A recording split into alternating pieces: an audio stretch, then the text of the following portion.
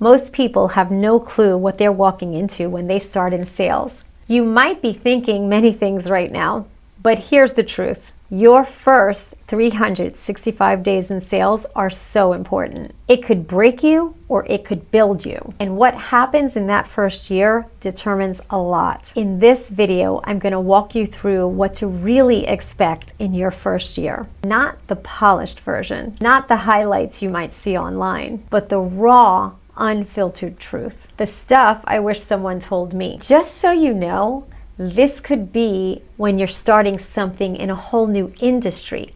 That's like starting fresh all over again. The information that can help you choose the right habits to get you better in sales. If you're struggling, stuck, or thinking about quitting, this is your blueprint to grow in sales. You are not going to be good in the beginning.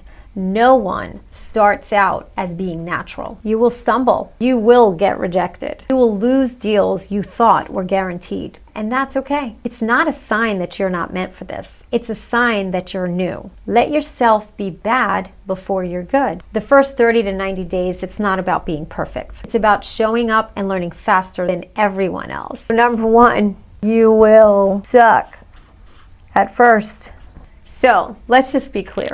At first, we're all gonna suck, right? And I'm gonna tell you, if you are someone who's actually starting in a new industry, you could be really great at sales, but then you have to learn a whole new product line, a whole new way of doing something. And so that's gonna take away in the beginning from you being really good, because now you're learning something new. So let's just say, I wanna show you, like, we're gonna start here, okay? And I want you to understand that in the beginning, it's gonna go, you're gonna kind of do this ebb and flow. It's gonna go up and down. And all of a sudden, what you're gonna see is, whoop, you're gonna start to go up, up, up, up.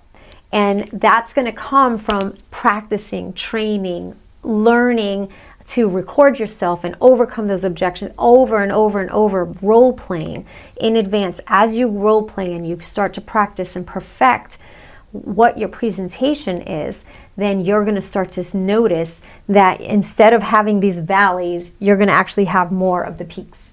So just wanted to throw that in there, because the first 30 to 90 days, it's not about being perfect. It's just about practicing and actually learning to overcome those and tweaking it so that you can overcome those things that you need to just get more proficient at. So number two, you're going to have confidence comes from competence. Confidence comes from competence. You don't need to feel confident to sell. It's the product of mastering your process and technique. You have to learn your pitch, learn your product, learn how to handle objections, then practice it over and over and over again. The more and more you do it, the more confidence you will have. If you truly want to close more, you need to study the game. You need to role play daily. You should listen to your own calls. You say, you know, why should I record myself? That's kind of weird. No, actually, when you listen to yourself, that's where you start to see and hear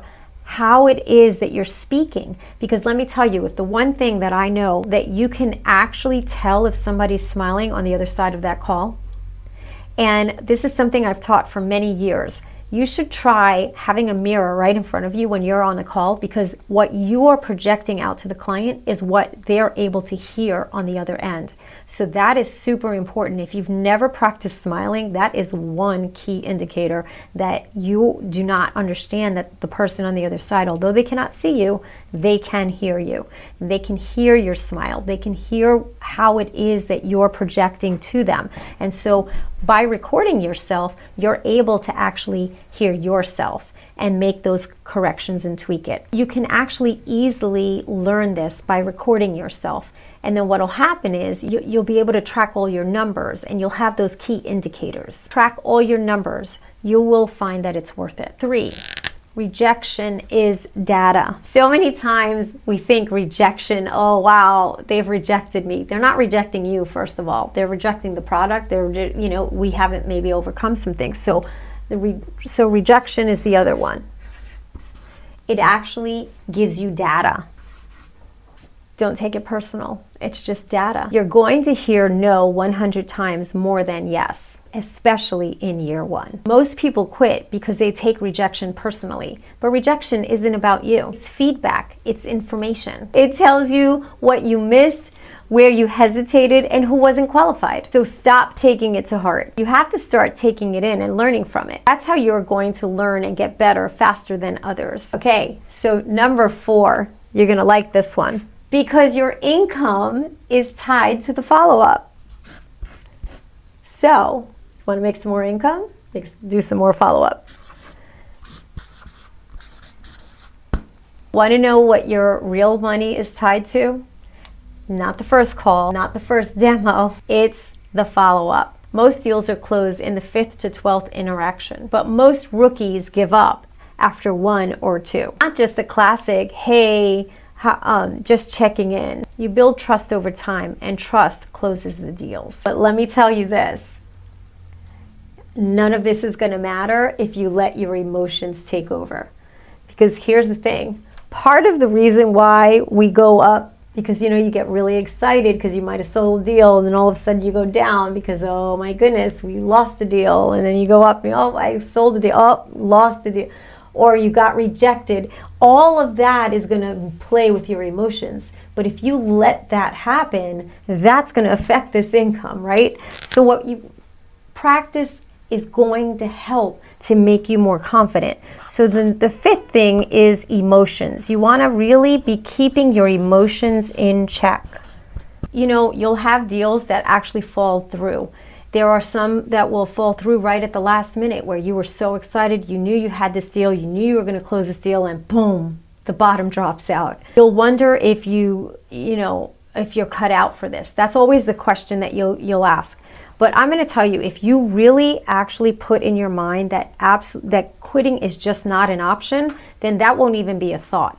It's just, how do I get better? How do I actually practice and role play and practice to the point where people can't help but to say yes to you? Focus on the process, because if you get the process right, you get better and better. Your confidence gets higher, and with each sale, you get more happier. Your emotions will then be more lifted. Why? Because you're helping more people, because that's what's ultimately it's about. It's not about you. You will just get the actual rewards for helping more than enough other people. Because literally, I'd heard this saying many years ago, and I've lived by this, that you help enough other people get what they want, you will inevitably get what you want. And that was a quote from Zig Ziglar many years ago. I remember that, and I've always kept that close. You want to execute your system and keep going. And then what'll happen is you're going to find that one day, everything is going to click. Just like that. Maybe that day is farther for you than it is for others, but stick with it because it will happen. Number 6, you need mentorship. Who are your mentors? You need mentors and community. You need mentors and community. When was the last time that you had a mentor? Who are your mentors?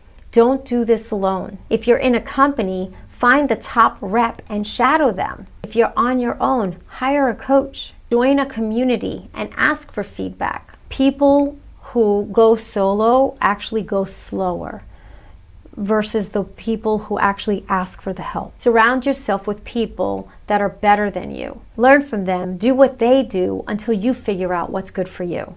Wow, I wrote pretty big. Yes. So number 7 is track everything.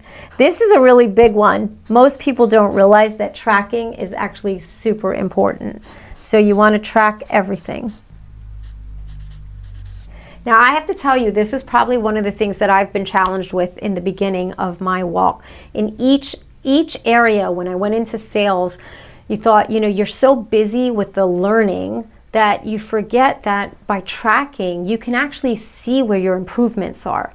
Because as you track, everything is metrics. and you actually realize that you are doing better, because so many times we get stuck in saying, oh, I'm not getting better, I'm not getting better. But then if you're tracking it, you actually start to see where you're getting better, and each thing that you're tracking, you're able to actually see the growth that you are doing. So then it won't be as disappointing as you're going along, because you know that you're just about to get past that hump. You have to remember that you can't grow what you don't measure. Track your calls, presentations, your closes, and your follow-up. Numbers don't lie, people do. Data tells you where to improve. You can use anything to track that data and turn it into a graph so that you can see where you need to improve. Treat it like a real business and see what you're doing well and how you can do it better. So the first 365 days in sales are not supposed to be easy, but if you stay in the game and commit to get 1% better every day, you'll look back and realize that this could be the year that changed your life. Most people quit before the breakthrough, but don't be most people. Be the one who finishes what you started. If this helped you, subscribe, because more and more sales training on here are going to be coming out soon. And if you want real support, coaching, accountability, and structure that get real results, check out the link below and we can talk. Your first 365 days don't have to break you.